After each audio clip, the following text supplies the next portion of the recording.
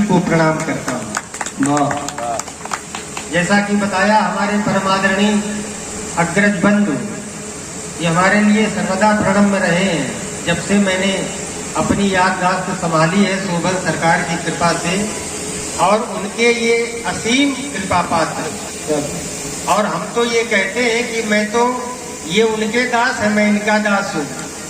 तो जो दास का दास है, ऐसी कृपा इनकी हमें मिली है। परम श्रद्धेय पंडित श्री ओम प्रकाश जी शुक्ल, इनकी कृपा से, और हमारे अग्रज बंधु श्री रमाकांत जी तिवारी जी बैठे हुए हैं, पंडित श्री लक्ष्मी नारायण जी, क्या कहने हैं। जिस समय व्यास जी, होता ये था कि जब परशुराम जी आते थे मंच पर, तो व्यास जी देते थे मालकोस, और जहां से वो बोलते थे आपको वही बोलना है। अगर जरा भी, तो क्यों रखे रहते थे अंगुली, और नहीं बोल पाए तो इतने स्पष्ट वक्ता थे, कह देते थे मजा नहीं आया, अभी और तैयारी करो। ये इस तरीके का उनका जो व्यवहार, बिल्कुल स्पष्टवादिता, क्या कहने हैं। पंडित कन्हैया लाल जी, सौभाग्य मिला एक बार जीवन में। मैं कक्षा 7 का विद्यार्थी था, मंधना इंटर कॉलेज में।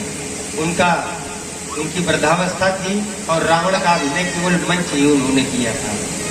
मैंने उनके भी दर्शन किए। पंडित श्री बाबूलाल जी, क्या कहते हैं। और ये हमारे व्यास जी बैठे हुए हैं, कथावाचक जी, इनके परम श्रद्धेय पूज्य पिताजी श्री राम लखन जी, क्या कहने। हास्य अभिनय में तो उनका कोई जोड़ ही नहीं था। ऐसी ऐसी दिव्य विभूतियां इस गांव से जुड़ी हुई कि बाणासुर का अभिनय करते थे बाबूलाल चाचा जी, तुरंत ऐसा उत्तर, ऐसा उत्तर तो आप कभी स्वप्न में भी नहीं सोच सकते हैं। रावण जी बने थे योगेंद्र जी, और रामलीला कहाँ थी, फाजलगंज में।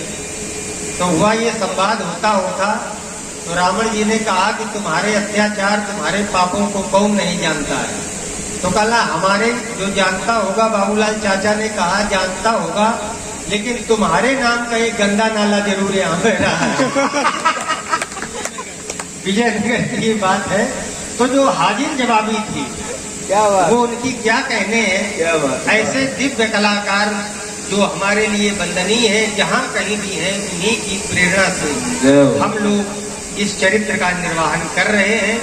और आदर पूर्वक उन सभी को प्रणाम करते हुए मैं सभी से आग्रह करता हूँ कि इस पुनीत धरती का, इस माटी का, इस मातृभूमि का आप सभी लोग उसी प्रकार से आदर करें कि मानो जैसे वो देवता लोग जो इस गांव की धरोहर थे, वो आज साक्षात सजीव होकर के इस लीला प्रांगण में है।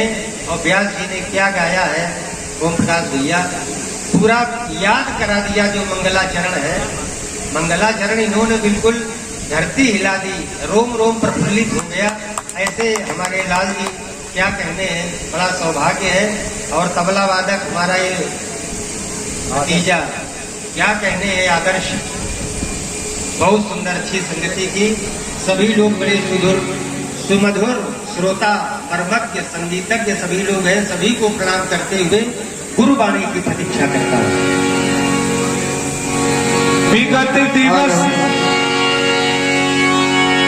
गुरु आय सुपाई,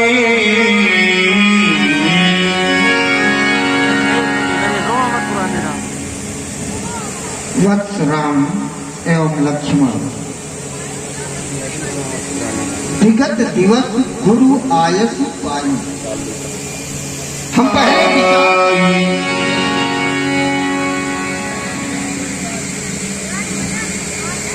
हे परम पूज्य गुरुदेव, गुरु सत्ता का भी बोध आपके श्री मुख से हुआ, और आप तो मेरे लिए साक्षात परब्रह्म है। क्योंकि आपके द्वारा ऐसे शुभ कार्य करने के लिए प्रेरित किया जा रहा है, उत्साहित किया जा रहा है कि भगवान के श्री चरणों में हमारी संधि हो जाए।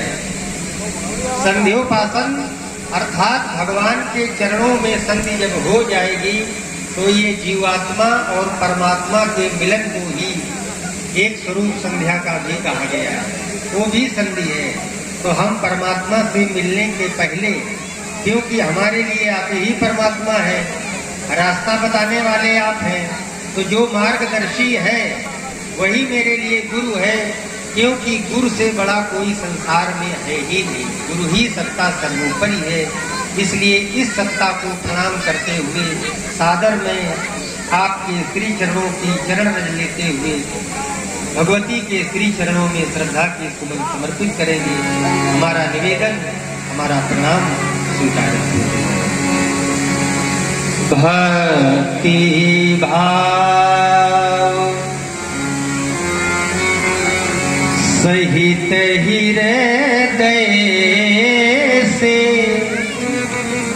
ये हृदय का विषय है भक्ति और भाव। निश दिन गुरु को ध्यान, भूले से भी मन अपने में, भाव को भावना ला,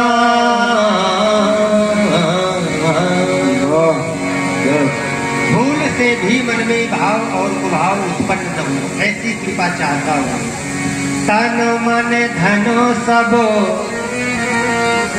तनो मनो धन सब अर्पण करके, हित से सेवो कमा,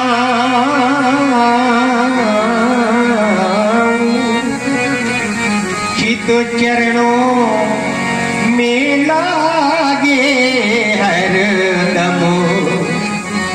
चित्त बड़ा चंचल होता है, इसलिए जब चरणों में ये सदा सर्वदा लगा रहेगा, लगेगा तभी जब आपकी कृपा होगी, क्योंकि बिना आपकी कृपा के लग नहीं सकता है। लागे हरदम आपा भाव मिटाऊं, हे सतगुरु स्वामी कृपा कर दो, कृपा कर दो, करी करी विनय मना,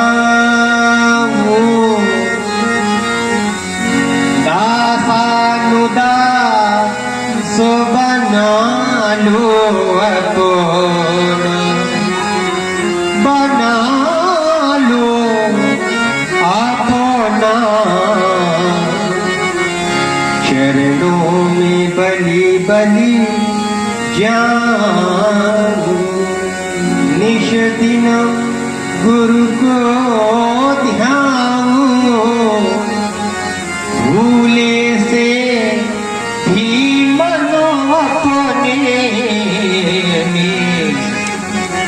भाव को भावना ला।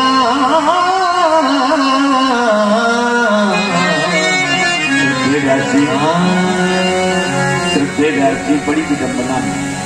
अभी कुछ समय पूर्व जब हमारे नृत्य कलाकार नृत्य कर रहे थे, तो यहाँ नृत्य कला का सम्मान करने वालों का तांता लगा था। और अब जब भगवान की वाणी हो रही है, और जबकि भगवान की वाणी है क्या, तो कहा मृतक जियावन गिरा सुहाई, और मृतक के समान कौन है, तो कहा कौल काम बस तृपिन विमूढ़ा, अति दरिद्र अजसी अति बूढ़ा, सदा रोग बस संतत क्रोधी, विष्णु विमुख श्रुति संत विरोधी, तनु पोषक निंदक अभिखानी, तो जीवित 114 प्राणी। तो मृत प्राय व्यक्तियों का, मृत प्राय प्राणियों को जिलाने का कार्य करती है भगवान की वाणी। और भगवान की वाणी का सम्मान करना नृत्य की कला की अपेक्षा में भगवान की वाणी का सम्मान न्यून बन रहा है। तो सर्वप्रथम भगवान की वाणी का सुंदर समय है भगवती संधि देवी की आराधना करने के लिए। देवी कहे चाहे देवता कहे, वस्तुतः वो है एक ही, गिरा अर्थ जल बीच सम कहियत भिन्न न भिन्न। तो आज जो उपासना हो रही है वो देवी स्वरूप में हो रही है। एक नाम भगवान भोलेनाथ का अर्धनारीश्वर है, आधा बाम और आधा दाहिना, इसलिए माँ के श्री चरणों में वही स्वरूप धारण करके माँ के रूप में मैं दर्शन करते हुए श्रद्धा के सुमन अपने इष्ट के श्री चरणों में सादर समर्पित करता हूँ। हे प्रभु, जीवन में मंगल लावे और कल्याण करो। क्यों प्रकाश दिया? ठीक है ना, यही स्वरूप है।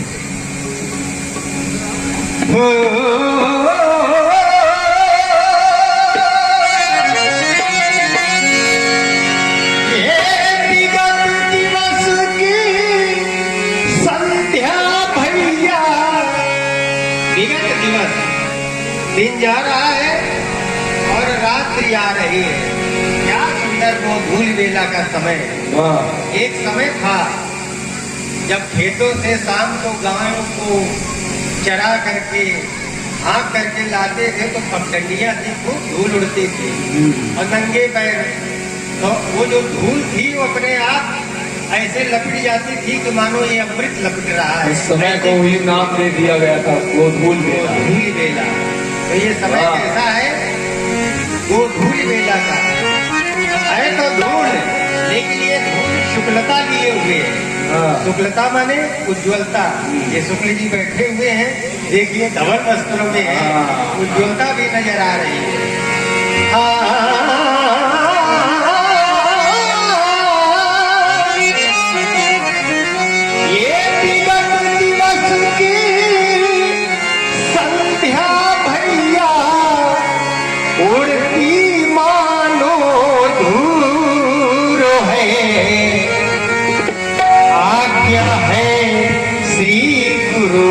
जी की ओ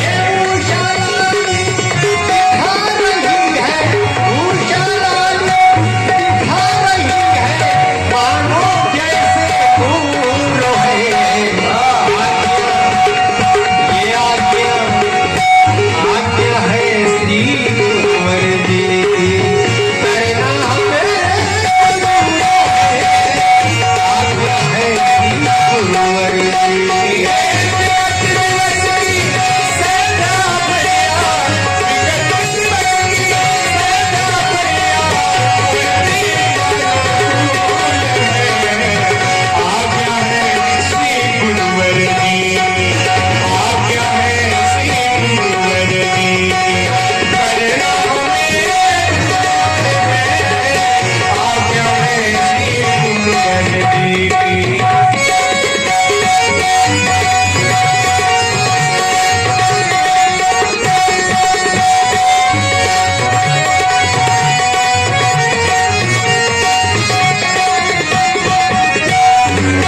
भैया का कितना सुंदर दिव्य श्रृंगार है। संध्या ने रवि की अरुणाई, संध्या ने रवि की अरुणाई, अरे अरुणाई, माँ की अरुणाई, संध्या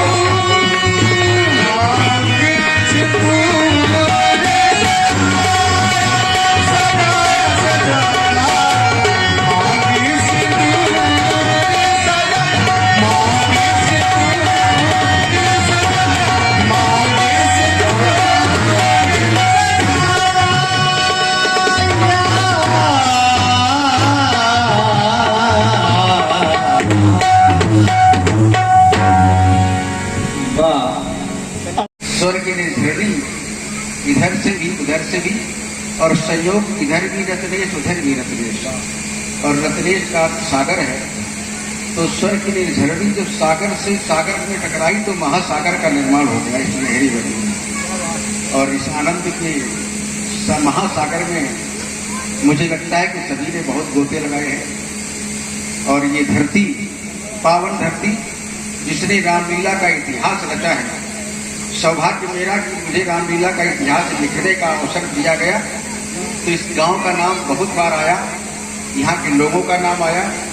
इच्छा थी कि कभी उस गांव पहुंचने का अवसर मिले, और अमित जी के द्वारा, सोनू और वो दूसरे हमारे ओम जी के द्वारा ये संयोग ऐसा बना कि आज इस गांव में इस रूप में आने का अवसर मिला। तो मैं समझता हूँ इससे बड़ा और सौभाग्य क्या हो सकता है। चलिए जुड़ते हैं प्रसंग की ओर।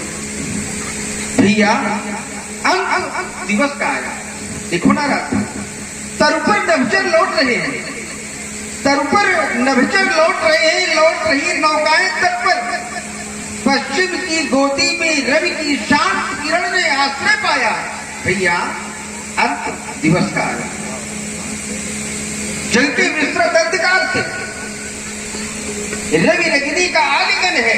हमारी भारतीय संस्कृति में एक परंपरा है कि जब गोधूल बेला में पति घर वापस आता है तो पत्नी स्वागत में दीप जला लेती है। देखो ना रात रवि रजनी का आलिंगन है। संध्या इसलिए मिलन का क्षण है।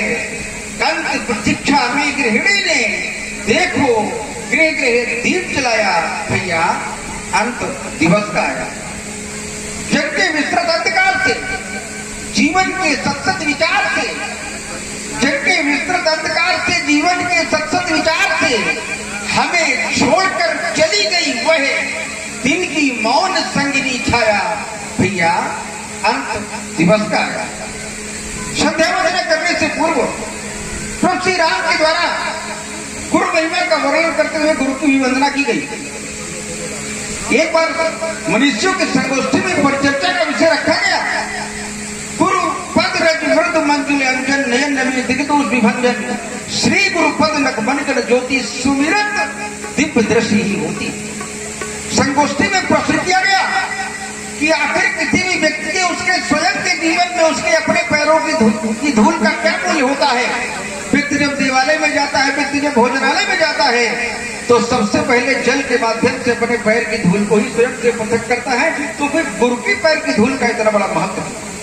ठीक उसी प्रकार से नाखून का अग्रभाग जब बड़ा हो जाता है तो हर व्यक्ति उसको काट कर फेंक देता है क्योंकि उसका भी कोई मूल्य व्यक्ति के जीवन में नहीं होता। लेकिन गुरु के पैर के नाखून के अग्रभाग को करोड़ों मणियों के समान तेजी प्रमाण बदलाने का प्रयास किया गया। जब इस पर मनुष्यों ने चिंतन और मंथन किया तो निष्कर्ष निकाला कि अरे ये पत्तियां तो गुरुओं और शिक्षकों को सावधान करती हैं कि गुरुओं शिक्षकों तुमने यदि समाज को शिक्षित करना अपना कर्म और धर्म बनाया है तो ध्यान रखो तुम्हारा हर क्रियाकलाप, तुम्हारा हर वो कर्म, तुम्हारा हर वो चरित्र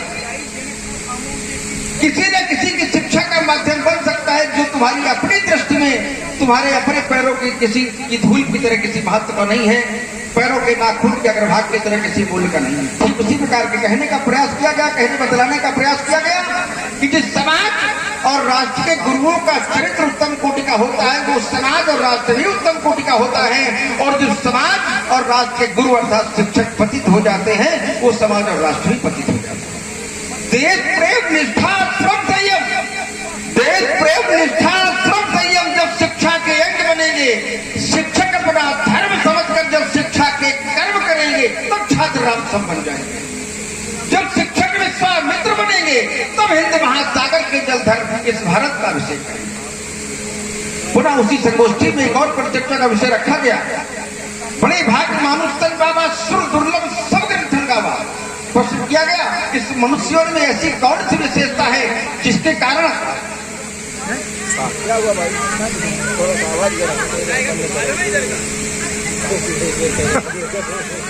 प्रश्न किया गया कि इस मनुष्यों में ऐसी कौन सी विशेषता है जिसके कारण वो देवता देवयोनि का परित्याग करके मनुष्यों में आना चाहते। उत्तर मिला साधन धाम मोक्ष का द्वारा। इसका स्पष्टीकरण एक उदाहरण के माध्यम से दिया गया कि जिस प्रकार से किसी व्यक्ति के सामने लोहा और चांदी ये दो धातु में रख दी जाए और फिर उससे उनमें से किसी एक का चुनाव करने के लिए कहा जाए तब सहजी व्यक्ति चांदी का चुनाव करेगा क्योंकि चांदी का मूल्य लोहे के मूल्य से अधिक होता है। लेकिन यदि उस व्यक्ति के हाथ में चुनाव करने से पूर्व पारस मणि प्रदान कर दी जाए और फिर उससे चुनाव करने के लिए कहा जाए तब वो चांदी का नहीं लोहे का चुनाव करेगा क्योंकि लोहे को पारस मणि के प्रभाव से स्वर्ण में परिवर्तित किया जा सकता है। ठीक इसी प्रकार से ये मनुष्यों लोहे के समान है, वो देवयोनि चांदी के समान है और परब्रह्म परमात्मा का मोक्ष पद स्वर्ण के समान है। साधना रूपी पारस मणि के प्रभाव से इस मनुष्यों रूपी लोहे को उस परब्रह्म परमात्मा के मोक्ष पद रूपी स्वर्ण में परिवर्तित किया जा सकता है। कदाचित यही तो इस शरीर की विशेषता है जिसके कारण वो देवता देवयोनि का परित्याग करके मनुष्यों में आना चाहिए। पुनः प्रश्न किया गया साधना कब की जाए। उत्तर मिला संध्या के समय, क्योंकि यह समय साधना के लिए ऊर्जा उठना और वंदना करते हैं। तो फिर आपको इनमें सर्वाधिक प्रिय कौन? तो प्रभु श्री राम ने बड़ा समीचीन उत्तर दिया। प्रभु श्री राम कहते हैं कि सबके प्रिय सेवक स्मृति पर मोरे अधिक दास पर प्रीति। मैंने प्रभु से कहा कि अधिक दास पर अधिक प्रीत का कारण, तो प्रभु श्री राम ने कहा कि यद्यपि बड़े बड़े व्याकरण के विद्वान, बड़े बड़े वेद पुराणों के विद्वान दास के बहुत सारे अर्थ बताएंगे, पर मैं तुम्हें बहुत सरल अर्थ बताता हूँ। मैंने कहा प्रभु क्या? तो प्रभु श्री राम कहते हैं दास का अनुचर का, अनुचर नाम अनुकरण करने वाले का। प्रभु श्री राम कहते हैं कि संसार में आने के बाद यदि कोई व्यक्ति समय के भाव में मेरी पूजा आराधना वंदना नहीं कर पाता, लेकिन अपने जीवन में हमारे चरित्र का अनुकरण करना प्रारंभ कर देता है, तो ऐसा व्यक्ति मुझे अपने सेवकों से कई गुना भित्री हुआ करता है। मेरे संसार के लोगों, जरा विचार करना, ये मिट्टी का शरीर प्राप्त हुआ आपको, इसको लगाना था कहाँ और लगा दिया कहाँ? ऐ माटी के पुतले, ऐ माटी के पुतले, तू रोता है क्यों? ये नर्तन तेरे साथ जाना नहीं। ऐ माटी के पुतले, तू रोता है क्यों? ये नर्तन तेरे साथ जाना नहीं। आई बंधु बहन साथी मतलब के हैं, इनसे क्षण भर भी लगाना नहीं।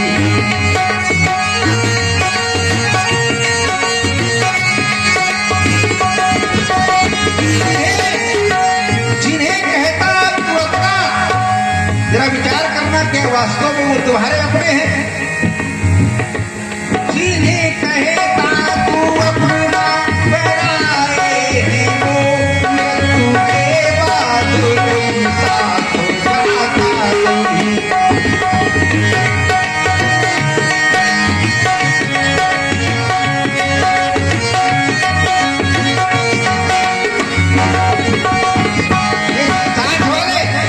ये साथ वाले साथ तो नहीं जाते, पर साथ में करते क्या है? झूठे आंसू बहाकर बुलाते तुझे, पर तेरे पास कोई आता नहीं। सब मिलाकर चिंता में जलाते तुझे, सब मिलाकर चिंता में जलाते तुझे। नव विपिन में बहुत ध्यान देने की बात है। इतना अच्छा बनाया है आपके श्री व्यास जी ने। नव विपिन में कला रूपी किरणों को फेंक कर कहाँ तुम्हारा मन बहक जाए और किसके कहने पर चले जाओ, लेकिन सीता का जो प्रेम है वो तत्व प्रेम कर ममयन तोरा, वो तत्व का प्रेम है। और तत्व के प्रेम को, उस पवित्र प्रेम को तुम हटाना चाहते हो अपनी सुंदरता दिखाकर।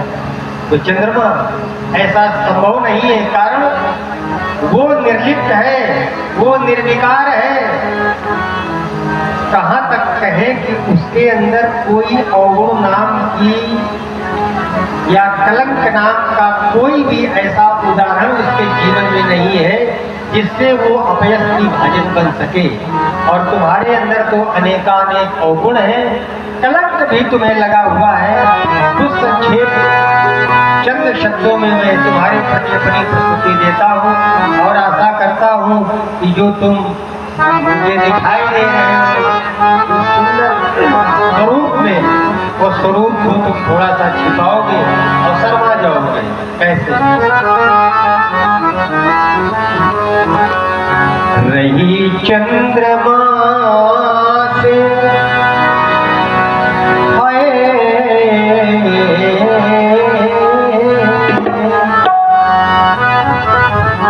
रही चंद्रमा से सदा उच्च सीता। विषय तो बहुत है, तुम्हारा जन्म समुद्र से है, खारा है, कोई पी नहीं सकता इस जल को। तुम्हारा भाई विष है, दिन में तुम मलिन रहते हो, और एक तुम्हारे ऊपर सबसे बड़ा कलंक भी लगा हुआ है, सभी जानते हैं गौतम महाराज जी के द्वारा। तो सारे कलंकों से तुम विभूषित हो, इसलिए मेरा ध्यान वैदेही की ओर गया जो निष्कलंक है। कैसे? रही चंद्रमा से, रही चंद्रमा से सदा जो सीता है चंदा कलंकी वो पावन पुनीता, चंदा कलंकी वो पावन पुनीता।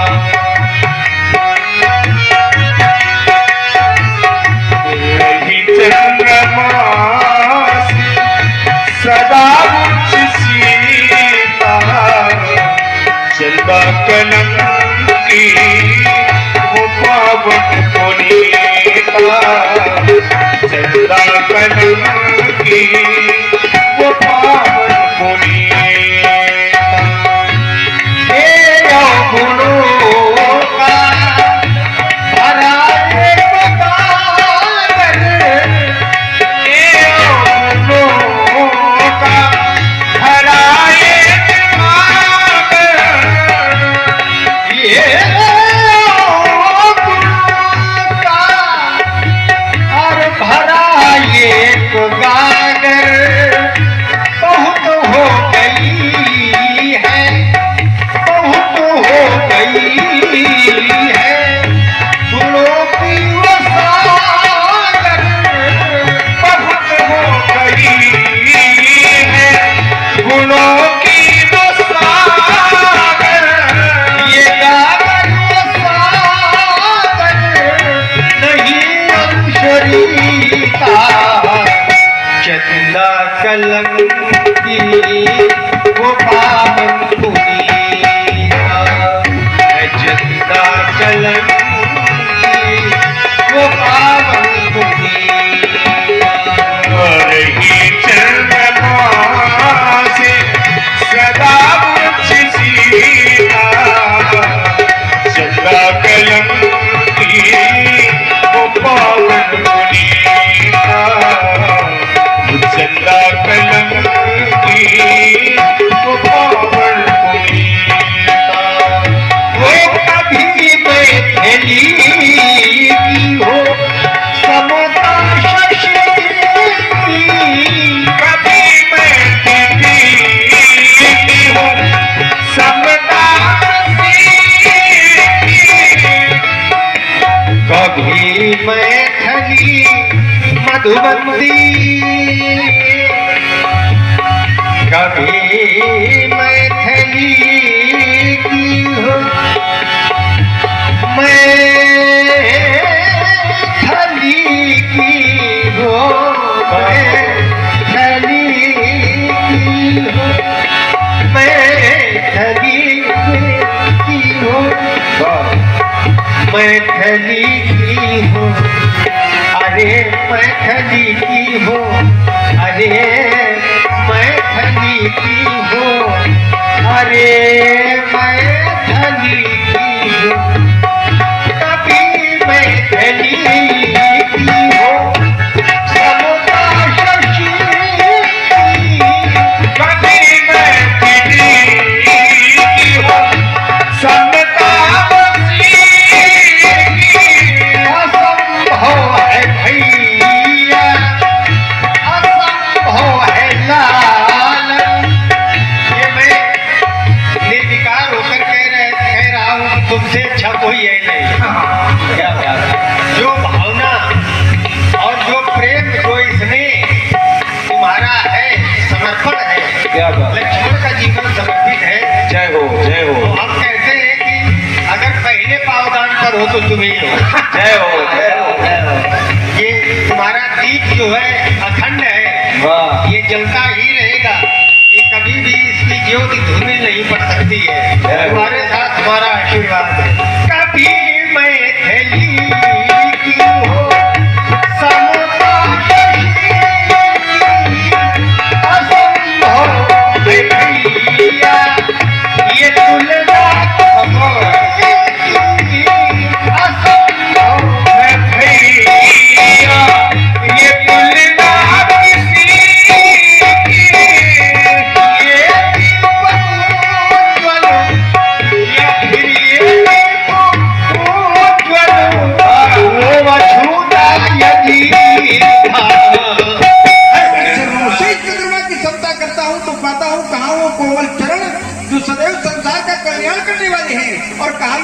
कि चंद्रमा आराध्य निष्कर्ष भी निकल आया कि जब ये चंद्रमा जानकी जी के चरणों की बराबरी नहीं कर पा रहा है, तब फिर भला उनके मुखारबिंद से किस प्रकार से समता कर पाएगा। पर जब मैं आपके भाव पर अपने विचार रखने का प्रयास करता हूँ, तो एक रचना के माध्यम से मैं बताना चाहता हूँ आपको। और सौभाग्य है कि वो रचना जिसकी है उसका प्रादुर्भाव इसी नहरीगढ़ी से हुआ। पंडित रूपराम त्रिपाठी जी के इस छोटे सुपुत्र प्रसून जी के नाम से जिन्होंने रचनाएं लिखी, उनकी छोटी सी रचना है और बहुत अच्छी है, इसलिए मैं उसकी प्रस्तुति देना आवश्यक समझता हूँ। चंद्रमा में नहीं, चंद्रमा में नहीं, चांदनी में नहीं, रूप उनसा किसी यामिनी में नहीं, चंद्रमा में नहीं, चांदनी में नहीं, रूप उनसा किसी यामिनी में नहीं। स्वर्ग में ऐसी दिव्यांगना कौन है, उनसी रसधार मंदाकिनी में नहीं। वो अनूठी कलाकारिता रूप की, वो अनूठी कलाकारिता रूप की, तन में साड़ी सजी रेशमी धूप की। उनको पाकर धरा को भी अभिमान है, उनको पाकर धरा को भी अभिमान है।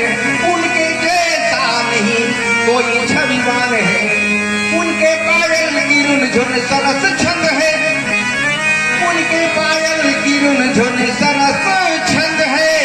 उनका हंसना ही फूलों का मकरंद है, उनके जैसी प्रभा कामिनी में नहीं, रूप उनसा किसी यामिनी में नहीं, चंद्रमा में नहीं, चांदनी में नहीं, रूप उनसा किसी यामिनी में नहीं।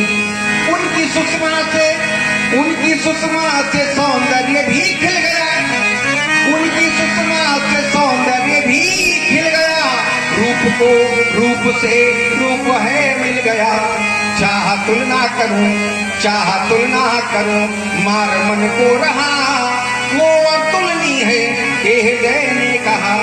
भूला तन मन, प्रभु ये मेरे विचार है, भूला तन मन की उनकी जो पा गया। ये लगा कोई ले माँ का प्यार आ गया। उनकी जैसी है गति रागिनी में नहीं, रूप उनसा किसी यामिनी में नहीं, चंद्रमा में नहीं, चांदनी में नहीं, रूप उनसा किसी यामिनी में नहीं। सूर्य के प्रकाश का राजसी में इतना अधीन देखा। और जब अपने उद्बोधन में ये कहा कि लिखा न बिन पर तेरी विवाह, ये बात जब कही विजयराज जनक जी ने, तो सब नर नारी सुनी, सब नर नारी ये सुना तो विश्वास हो गया कि अब जानकी जी का विवाह नहीं होगा। इसलिए देख जानकी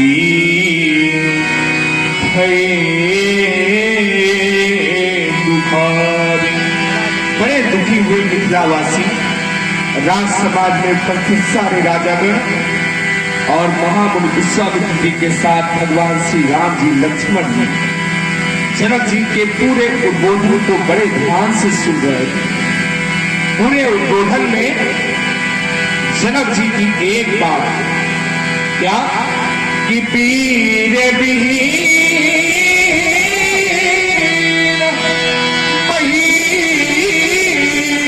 में जान, ये धरती वीरों से खाली है। पूरे उद्बोधन में ये वाक्य लक्ष्मण जी को खटक गया, और जब खटका तो मां के लगन थोड़ा क्रोधित हुए। ये वाक्य अच्छा नहीं है जनक जी का, और मनन चलता रहा कि जनक जी का ये शब्द, ये वाक्य अच्छा नहीं है, ये विचार अच्छा नहीं है। तो मनन करते करते क्रोध बढ़ता गया, और क्रोध इतना बढ़ा कि कुटिल भई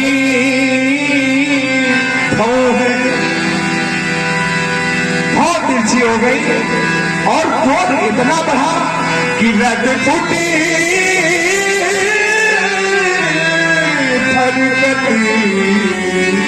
और नयनी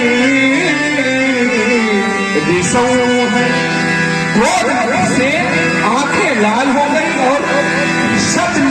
चाहते हैं हृदय से, लेकिन अनुशासन के कारण निकलने नहीं दे रहे, तो क्रोध फड़फड़ाने लगे लक्ष्मण जी के।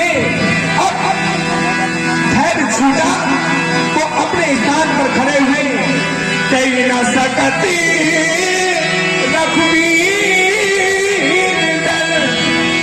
अनुशासन की मर्यादा है तो कुछ नहीं बोल रहे हैं, लेकिन जब जनक जी के इस बात पर ध्यान जाता है तो लगे बचन जगुपाल।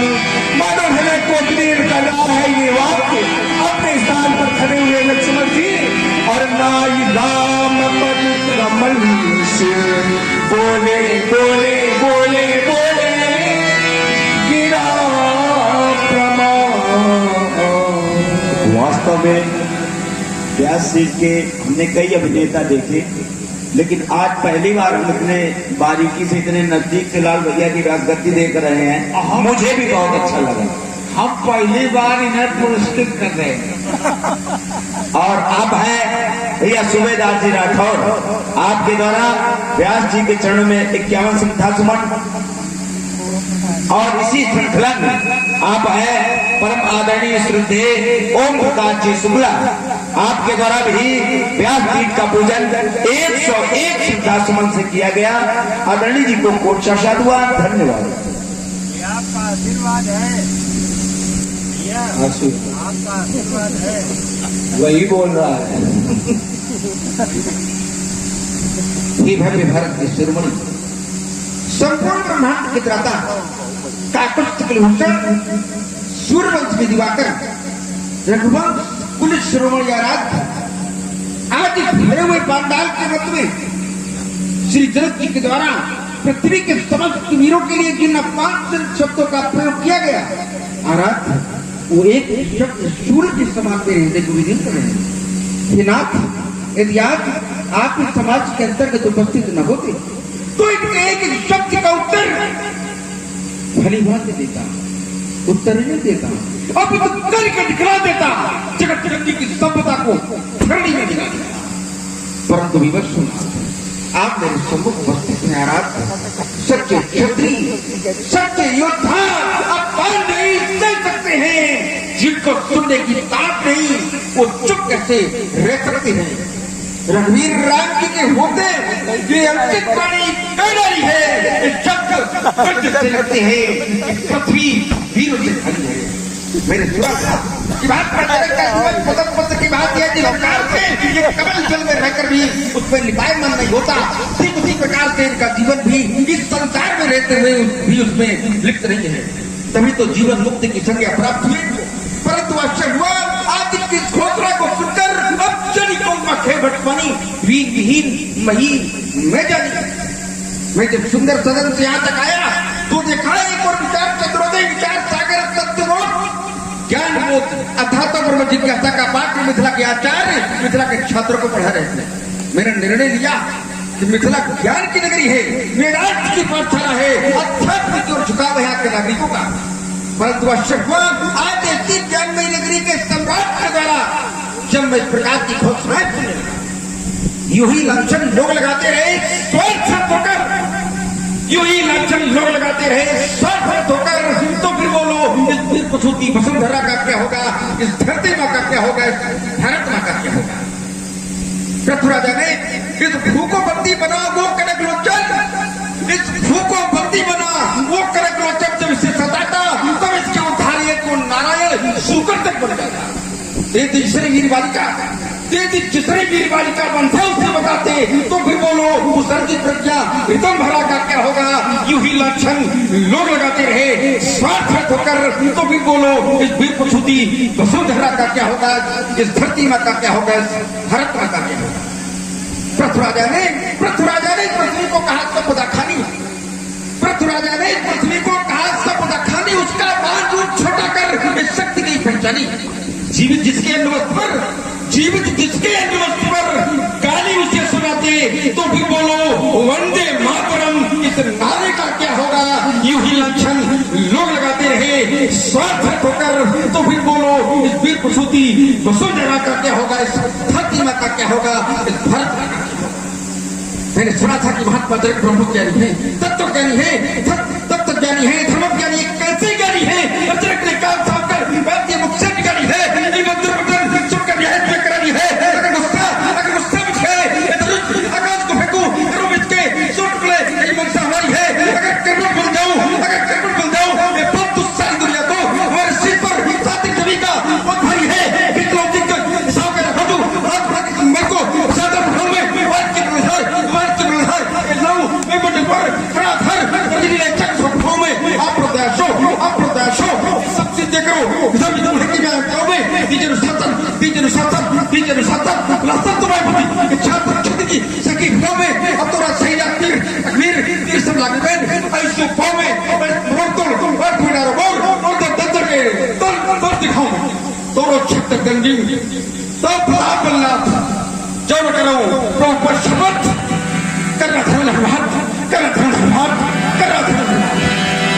बोलो श्री लखन लाल की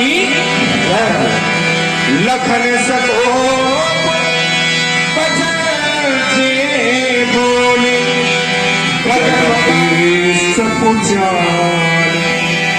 सकल लोग सब भूख गिराने, लेकिन सिए ही हरसू। जानकी जी ने लक्ष्मण जी को अपने पिताश्री का विरोध करते हुए देखा तो प्रसन्न हुए। वैसे अगर हम समाज में देखते हैं, किसी पुत्री के पिता का किसी भी बात पर हम विरोध करें तो संतुष्टि नहीं मिलती, लेकिन जानकी जी क्यों संतुष्ट है? क्योंकि वो वाणी इससे प्रमाणित होती है कि जनक जी ने अनुचित कही थी। वीर विहीन मही मैं जानी, ये जनक जी ने अनुचित कहा था। ये प्रमाणिकता जानकी जी सिए ही हरस, इससे प्रमाणिकता मिलती है। और जनक सब कुछ जाने, हो न हो कहीं न कहीं चूक हो गई, इस कारण से जनक जी भी बड़े संकुचित हुए। अब गुरु रघुपति सब मुनि मन माही,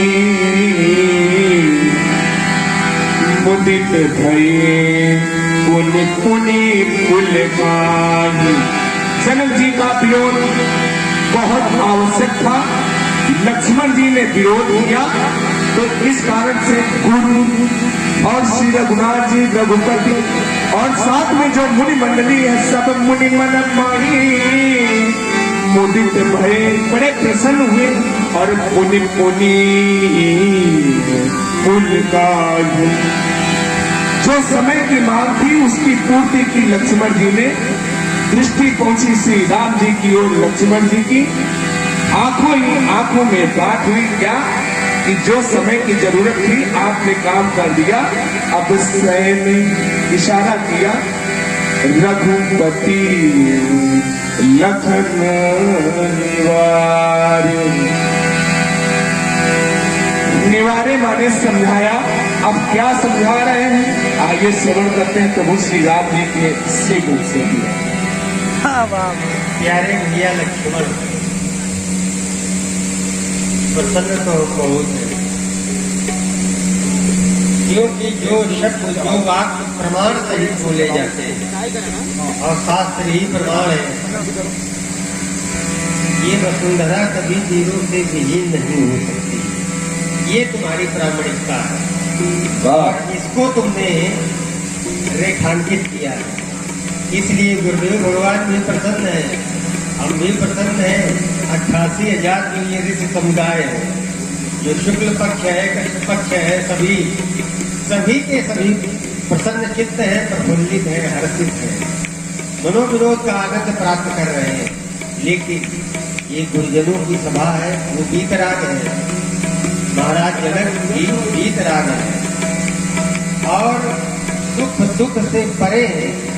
लेकिन क्या करें, जब सांसारिक धरातल पर रह करके कोई अभिनेता रंगमंच पर अपनी प्रस्तुति देता है इस धराधाम पर जनमानस के लिए, तो ये सांसारिक जो वातावरण कैसे इससे प्रभावित होता है, ये जनक जी ने बताने का प्रयास किया है। वस्तुतः बात तो ये है, क्योंकि इस धरा पर लोग जो जीव और ब्रह्म में यही तो अंतर है कि वो तो एक रस है, लेकिन हम लोग क्या करते हैं कि माया के वशीभूत होकर के उस मार्ग को छोड़ देते हैं, चल नहीं पाते हैं। लेकिन गुरुजनों के साथ हम और कोई है, हमारा तुम्हारा ये कर्तव्य है, धर्म है कि बिना इनकी अनुमति के ऐसा कार्य करना असंभव है, न हम कर सकते हैं।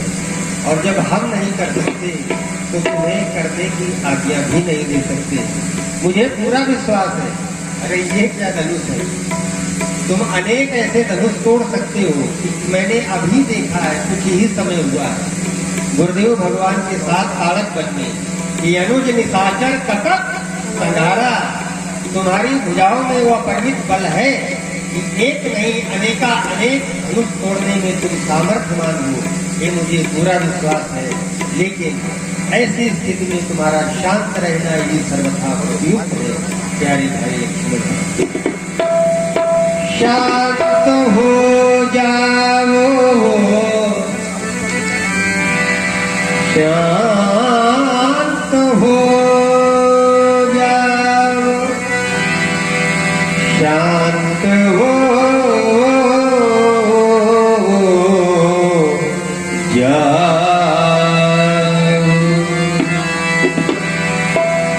अब शांत हो जाओ प्यारे, तजो क्रोध को।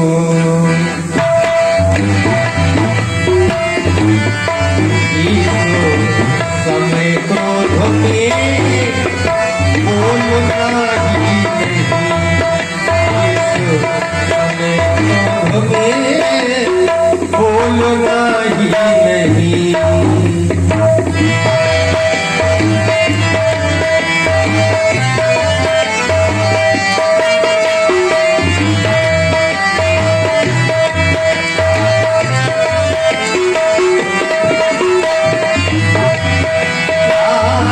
हो जाओ लक्ष्मण, अब तजो क्रोध को। अभी भी वही तुम्हारी धोती तनी हुई है, ये क्रोध को तजो, क्रोध को, क्रोध को। ये समय क्रोध में बोलना ही नहीं।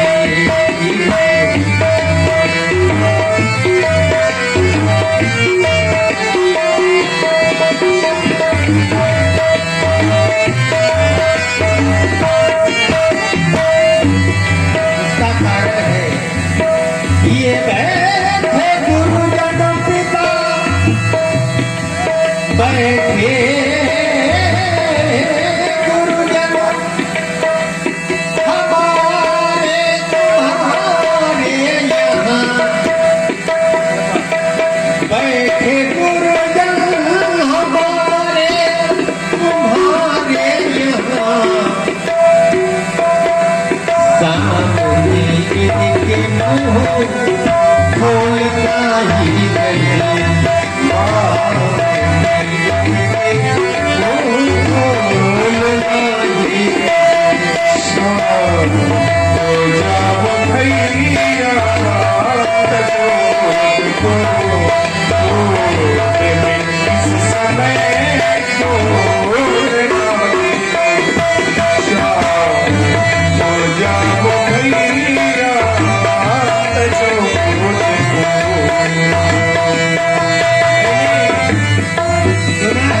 तुमने धनुष तोड़ देने की प्रतिज्ञा भी की है, कर सकते हो प्यारे भैया लक्ष्मण। ये कर जो डाली प्रतिज्ञा, धनुष तोड़ दो, धनुष तोड़ दो, ये धनुष तोड़ दो। टूट सकता है, अभी जाओगे। मैंने तो सोचा कहीं ऐसा न हो कि क्रोध में तुम जाओ, इसको दो खंडों में धराशायी कर दो। तो गुरुजनों का यहाँ पर ऐसा न हो कि उनकी अनुमति के बिना ये हमसे और तुमसे अहित हो जाए।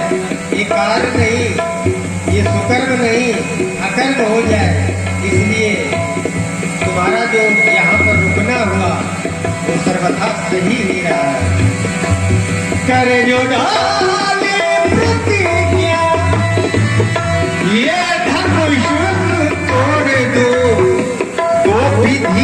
कोई नियम टूटना ही नहीं, विधि का कोई नियम टूटना ही नहीं। क्यों? विधि का नियम टूट जाएगा शुक्ला जी अगर गुरुजन आज्ञा दे दे, क्योंकि गुरुजन उनसे भी बड़े होगी जब तक न आज्ञा ऋषि राज की, होगी जब तक न आज्ञा ऋषि राज की, सबको का जाओ यहाँ टूटना ही।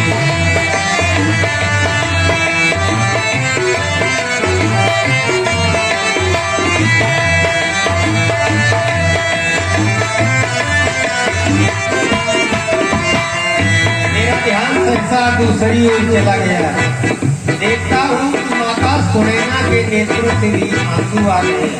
स्वाभाविक है लक्ष्मण कि जब महाराजा विदेह के द्वारा अकुलाहट भरे वाक्यों का, अकुलाहट माने करुणा, रोष तो है ही, रोष जन सामने तो है, लेकिन अकुलाहट से भरे हुए वाक्यों का प्रयोग ये दर्शाता है कि उसके हृदय में पीड़ा भी है, और वो पीड़ा उन्होंने व्यक्त भी की है। तो भला बताओ, वो तो माँ है, कैसी माँ जो अपने शिशु को 9 मास गर्भ में रखती है, उसका क्या ऐसी स्थिति में उसका क्या हाल होगा, क्या स्थिति होगी, क्या सोच रही होगी। बेटी का पाणी ग्रहण संस्कार संपन्न नहीं हो पा रहा है। मेरा ध्यान गया माता की ओर। सुनैना सुनैना सुनैना सुनैना। छोटों को कैसे समझाना चाहिए वो शुरू में गिरोकर भगवान समझा रहे हैं। आप लोग उसकी अनुभूति करें, क्या आनंद होगा। सुनैना सुनैना सुनैना सुनैना सुनैना सुनैना सुनैना सुनैना सुनैना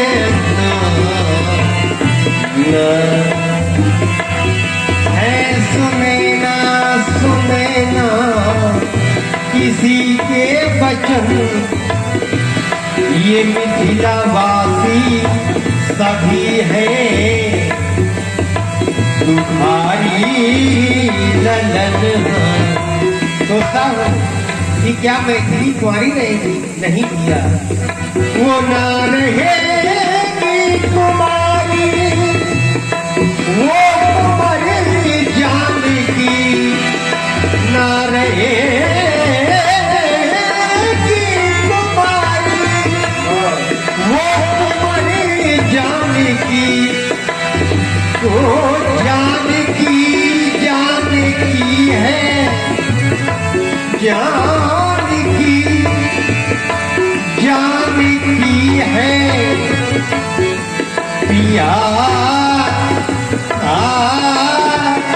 अरे ललन जानकी जानकी है पिया, ललन जानकी जानकी है पिया, ललन सैन जान कर सैन करना नहीं, शांत रहना जरा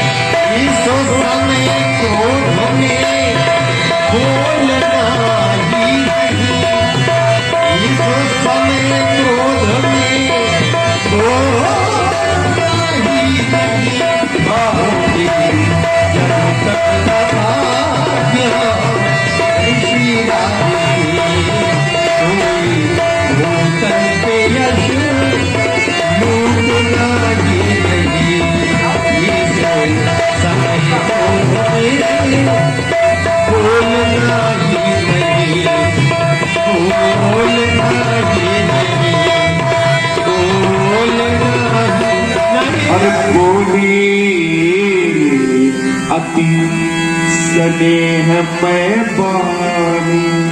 बड़े प्रेम पूर्वक श्री राम जी से कुछ कहने लगे महामुनि विश्वामित्र जी। क्या कहते हैं, आइए हम लोग भी श्रवण करते हैं। वक्त राम और वक्त लक्ष्मण, तुमने देखा होगा सड़क पर जगह जगह लिखा होता है कृपया धीरे चलो, अंधा मोड़ है। कहीं लिखा होता है कृपया सावधानी से चलें, क्योंकि घर में बाल बच्चे तुम्हारी राह देख रहे हैं। उतावलेपन का कार्य उचित नहीं होता। उठे अकुलाई, राजा अकुला अकुला करके उठते रहे और अंत में क्या हुआ देख रहे हैं। राजा जनक ने कितने विवेक से, क्योंकि अष्टांग योगी है राजा, उसके एक एक योग का अध्ययन करना कठिन है। उस अष्टांग योगी तीरध्वज ने इसमें तीन तीन ब्रेकर लगा रखे हैं। अजगर तक पहुंचने के लिए तीन तीन ब्रेकर लगा रखे हैं, और जो उन ब्रेकरों में फंस जाता है वही अपने में ध्वस्त हो जाता है। कहने का तात्पर्य ये कि दुर्घटना घट जाती है। वो तीन ब्रेकर कौन से हैं? राजा जनक ने पहला ब्रेकर मारा, कुंवरी मनोहर। ये जो तीन चक्रव्यूह छोटे छोटे आपने बताए, उनको आपने दूसरी भाषा का प्रयोग करके बताया, लेकिन ये जो महाचक्रव्यूह है ये तोड़ने में हम सक्षम हो, इसलिए हम आपसे आशीर्वाद की कामना करें। जय हो जय हो। अब भगवान